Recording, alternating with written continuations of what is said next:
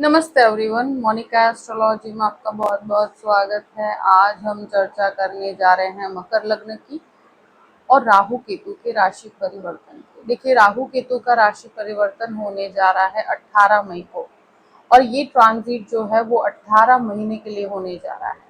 तो ये राहु का जो परिवर्तन है वो मकर लग्न वालों के लिए किस तरह के बदलाव लेकर आएगा, ये हम जानने की कोशिश करते हैं। अभी मकर लग्न वालों के लिए राहु जो है वो आपके तीसरे घर में से ट्रांजिट कर रहा है और 18 को ये जो राहु होगा वो आपके द्वितीय स्थान में आ जाएगा और केतु आएंगे आपके अष्टम भाव में। तो ये ट्रांजिट से आपके जीवन में किस तरह के बदलाव होंगे, देखिए। राहु की सबसे पहले चर्चा करते हैं। तो राहु कुंभ राशि के अंदर यानी कि द्वितीय स्थान में आएगा।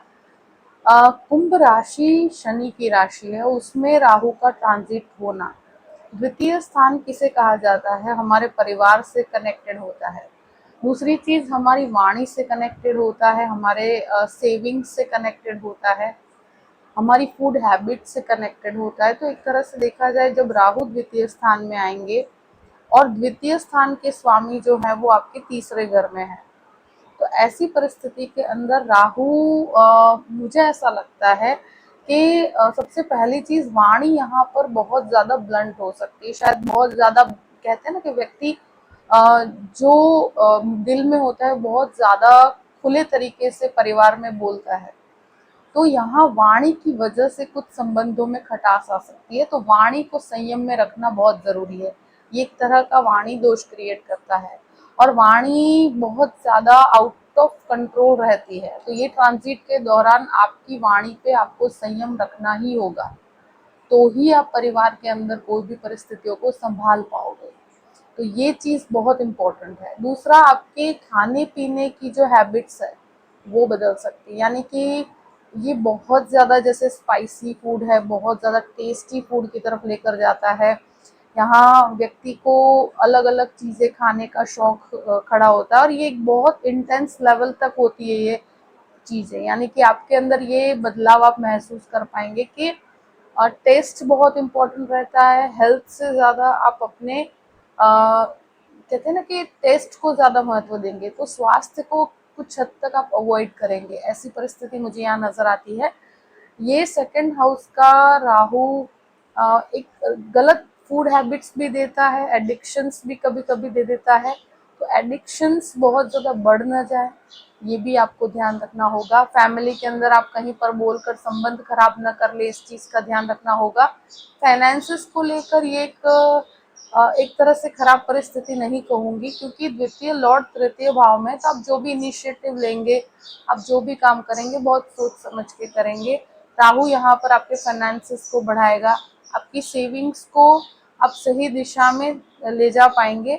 ये चीज़ है कि कैलकुलेटिव अप्रोच के साथ इन्वेस्ट कीजिएगा तो आपके लिए बेहतर रहेगा। दूसरा, यहाँ डेफिनेटली आपके हेरिडिटी से संबंधित जो भी लाभ है वो भी आपको प्राप्त होंगे।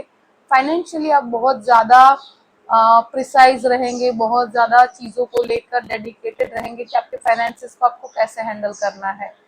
यही है कि कैलकुलेटिव अप्रोच रखिएगा। यहाँ किसी के विश्वास पे काम नहीं करना, आप अपने सेल्फ, आपके खुद के अनुभव के बेस पर आप आगे बढ़िएगा। तो सेविंग्स के अंदर डेफिनेटली बढ़ोतरी होगी, आपके इनिशिएटिव आपको पॉजिटिव रिप्लाई देंगे।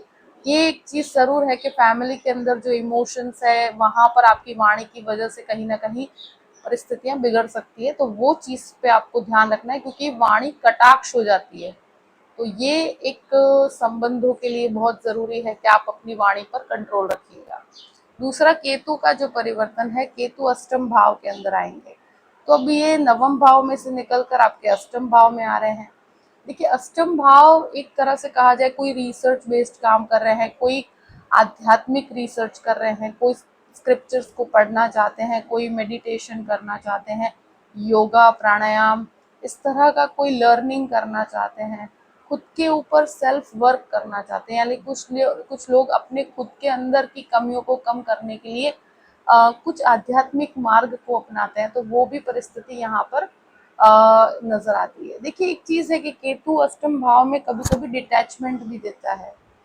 फैमिली से डिटैचमेंट देता है। साथ साथ में आप कुछ परिस्थितियों में एकांत में रहना पसंद करेंगे। ये एकांत में रहकर खुद के अंदर के मन को समझने की कोशिश करता है। भीड़ में भी एक तरह से उसका मन अंदर ही अंदर कुछ अलग ही दुनिया में रहता है। तो ऐसी परिस्थितियां यहाँ पर नजर आती है। यहाँ जब लोग कहते हैं कि आप अपने आप में खोए रहते हो, तो ये परिस्थिति अष्टम भाव के केतु के कारण देखी गई है। रिसर्च के लिए अच्छा इसलिए कि व्यक्ति चीजों को लेकर गूढ़ परिस्थितियों को देख पाता है। ये जरूर है कि फैमिली से, इन लॉज के साथ कहीं पर कुछ दूरी आ सकती है, कुछ मानसिक दूरी आ सकती है। तो इन लॉज के साथ किसी भी प्रकार का अगर विवाद है तो हो सकता है कि आपके अंदर कम्युनिकेशन गैप क्रिएट हो। तो ऐसी परिस्थिति यहाँ पर नजर आती है। ये है कि जो भी लोग किसी भी प्रकार की, जैसे विदेश जाकर पढ़ाई करना चाहते हैं, अगर कोई भी प्रकार का रिसर्च बेस्ड एजुकेशन लेना चाहते हैं, कुछ हेल्थ से कनेक्टेड एजुकेशन लेना चाहते हैं, यानी कि योगा के अंदर या मेडिटेशन में कुछ आगे पढ़ना चाहते हैं, तो उस तरह का कोई ज्ञान लेना चाहते हैं, तो उसके लिए ये समय बहुत बेहतर रहेगा। मगर डेफिनेटली ये समय के अंदर आप थोड़ा सा परिस्थितियों को लेकर डिटैच्ड रहेंगे फैमिली के साथ, या फैमिली या उनके मेंबर्स के साथ, इन लॉज के साथ। इस तरह का कुछ दूरी आ सकती है, मानसिक दूरी आ सकती है, मगर बहुत ज़्यादा घबराने की परिस्थिति नहीं है। अगर कुछ नया ज्ञान प्राप्त करना है, आध्यात्म के अंदर कुछ नया सीखने की प्रवृत्ति करते हैं, या कोई मंत्र चैंटिंग की तरफ जाना चाहते हैं जो पॉजिटिव वे की तरफ लेकर जाए आपको, तो उसके लिए समय डेफिनेटली बेहतर रहेगा। देखिए, राहु और केतु के इस परिवर्तन से कहाँ पर किस चीज़ का ध्यान रखना है, ये मैंने आपको बता दिया है। आई होप कि ये वीडियो आपको पसंद आया होगा। पसंद आया हो तो लाइक भी कीजिएगा और सब्सक्राइब भी कीजिएगा। Thank you so much. जय श्री कृष्ण।